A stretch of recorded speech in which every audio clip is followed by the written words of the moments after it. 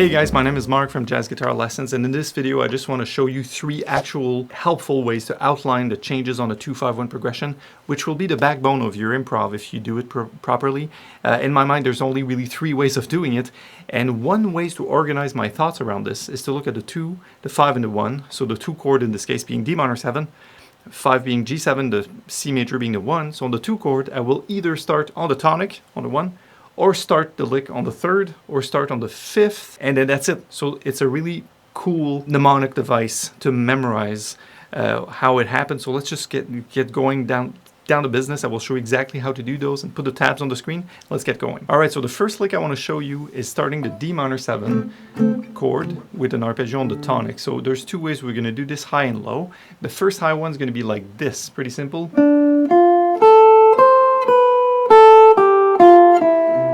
I'm ascending the arpeggio of D minor 7, the F, A, C, then I'm going down to the B, which is the 3rd of G. And during the G chord I will go down the scale, and on the first beat of the bar of C major I'm going to hit the E note and then strike a chord. So let's do this in time together. 1, 2, 3, 4. 2, 3,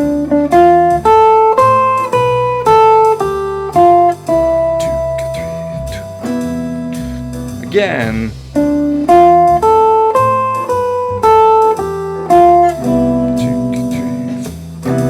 And good job. Now quickly, before we move on to the second lick starting on the 3rd, now I did it high here. So what we can do is start it low, same note, so now this starts to be a bit low and muddy according to my backing track, so just know if you're doing this in different keys, that's also a really good way to start it.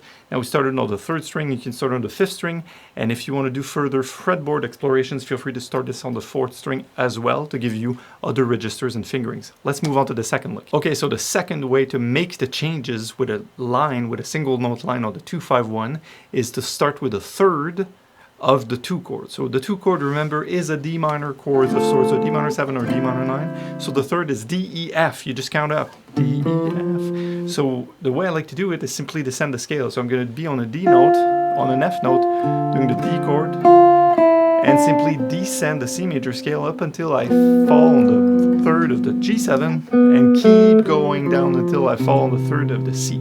So done in time, it will sound something like this. 3, 4... Now, don't let the simplicity of this lick fool you. It's really, really powerful, as you'll see in the pro tips towards the end of this video. So let's play this in time together. 1, 2, 3, 4.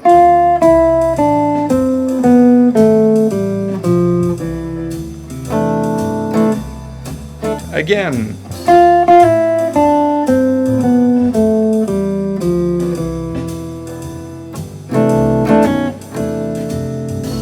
Good job. Okay, now we already have 2 weapons in our arsenal. Remember, we started on the root of the D, started on the D note, started on the F, so the 3rd of the D chord. Now we're going to start on the 5th. This is our 3rd way, and by far the most interesting, most complex. So let me show you how we do it. Again, I'm not going to note that. We could do it high and low. I'm just going to cover the high version for now. So we're going to start on the 5th. So D, F, A, 1, 2, 3, 4, 5, D, E, F, G, A. It's 5 steps up. So I'm going to descend the D minor triad and then play the 7th. So it's almost like we did early, right? But that C note, the 7th of D, we're going to do it an octave lower. So then you hear it, right? We're going to play beat 1, we play that G note, that B note, which is the 3rd of G7. So and the rest of the lick, I'm going to simply climb back up these 3 notes. So, and then land on this note, which is the G, which is the 5th of the C chord. So it's really a lick based on 5ths, actually, 5th degree. So again, and that's it. Okay. Be mindful. Don't let this fool you. It's really these 3 notes are the heart of it. What's happening is it's this shift that's happening, but the three notes going up are the same notes that we did going down. So essentially it's a descending arpeggio, a link note, followed by the same arpeggio ascending. Let's do this in time together. 1, 2, 3, 4.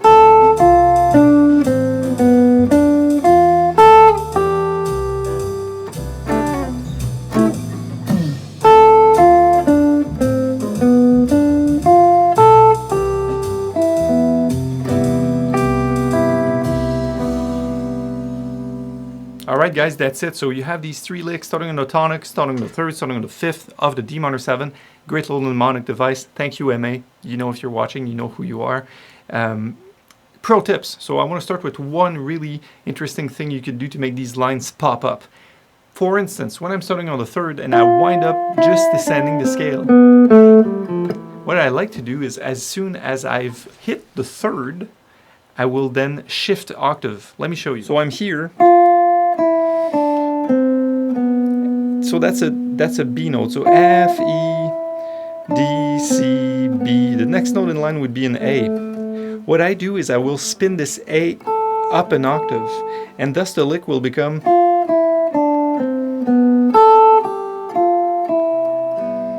instead of.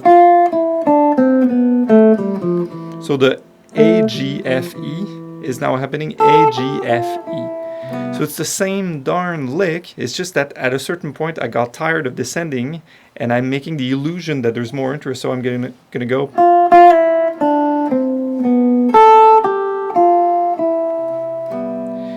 Notice that you can apply this trick of octave displacement on any of these licks. You can octave displace up or you can do it down as well in pitch, and it works like magic. Now for second pro tip. Now you have the three licks, you have the octave displacement. Now we say, Mark, but we played all of these licks only in quarter notes. So it's like 1, 2, 3, 4. What about the other changes? I got you. When we double the harmonic length, meaning instead of 1, 2, 3, 4, 1, 2, 3, 4, instead of that, when we're like 1, 2, 3, 4, 1, 2, 3, 4, when there's a chord every 2 beats, such as lots of bebop tunes, lots of standards, what we do is simply take that line that we learned and we will do it in 8 notes. That's it. So you can replicate what we've done earlier, namely, so if I were doing 8 notes, 3 and 4 and watch out the other one, and the arpeggio one, it's the same notes. So let's put yourself to the challenge. I'm going to do this in iReal. I'm going to stand up, I'm going to play the same 3 licks twice each with the backing track and see how you do. 1, 2, 3, 4. Again.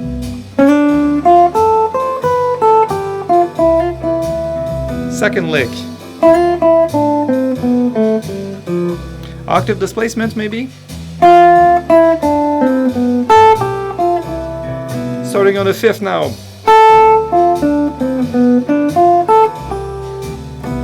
Again. I missed it.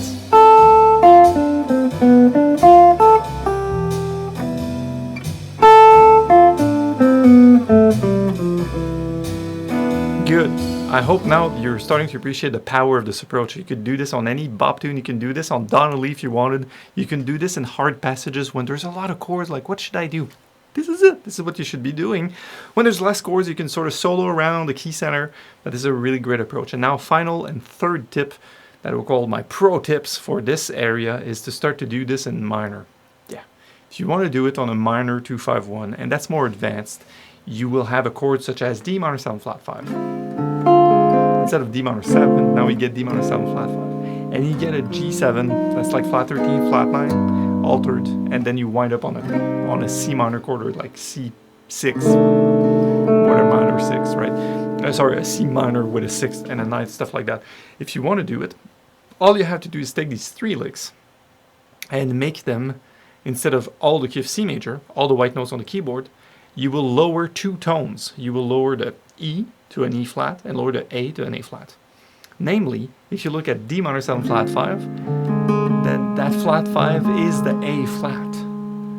And that's also the flat 9. That's also the flat 9 of the G7. It's that A flat note. So when you get D minor 7 flat 5, the G7 flat 9, it's a good indication that that A is flat in that key. And the C minor chord tells us that that E is flat, or else it would be a C major. It's a C, it has to be C minor. So if we say the Latin expression is ceteris paribus, all else being equal, right? If we do C, D, E, F, G, A, B with an E flat and an A flat, that's called C harmonic minor. Yeah, so C major, C harmonic minor,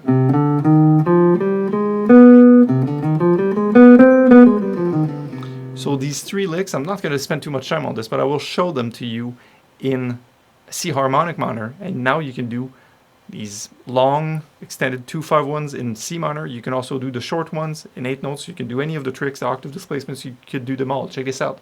First lick starting on the root. Second lick. And third one. They still work, but I changed 2 notes. So that's really an important thing. So recap, you can do octave displacement. You can start to do 8 notes instead of quarter notes.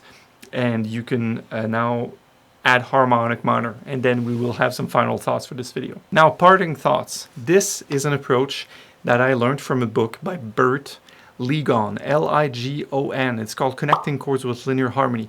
The book is pretty heavy. There's a huge thesis in the middle that I don't recommend. Like I tell my students, get the book, but then tear out the middle part and just like keep the introduction and the exercises at the end. It's a pretty cool book. And that's his thesis, is that actually there's only 3 outlines that will go and consist of all the lines in jazz. And I wasn't convinced at first. I'm like, dude, listen to Coltrane, there's way more than 3 lines. And in actuality, the way we go from those, which are really like a skeleton, a structure, to full-blown solos and lines is through applying devices. And that's sort of the unteachable of soloing, which is, yeah, there's going to be chromatic passing tones. Yeah, there's going to be some times where you delay that note or you anticipate it. Yeah, sometimes you're going to add more diatonic note, like, but the outline is still the skeleton of that approach. And one of the main reasons why I teach these 3 licks, quote unquote, is that they're the best springboards, and it's easy to add meat around the bone and to essentially bury the initial line.